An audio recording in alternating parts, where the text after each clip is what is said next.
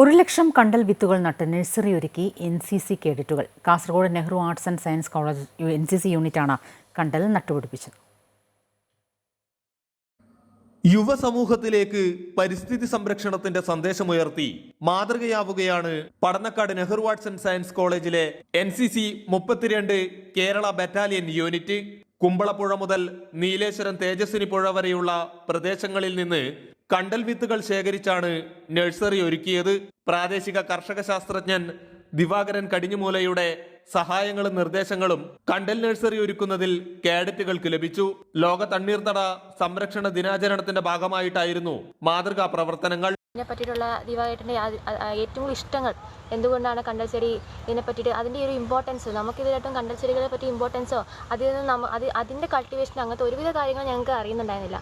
അപ്പോൾ ഈ ഒരു ചെറിയ പ്രായത്തിൽ തന്നെ ഞങ്ങളൊക്കെ ഇതിലേക്ക് ഇൻട്രൊഡ്യൂസ് ചെയ്ത് ദിവാകരനോടാണ് ഏറ്റവും കൂടുതൽ നന്ദി പറയാനുള്ളത്. പിന്നെ ഈ ഒരു അവസരം തന്ന നമ്മുടെ ഏനോ സാറിനോടും ഇതിനും നന്ദി പറയുന്നു.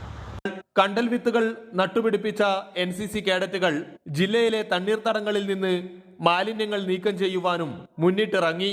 അമൃത ന്യൂസ്, കാസർഗോഡ്.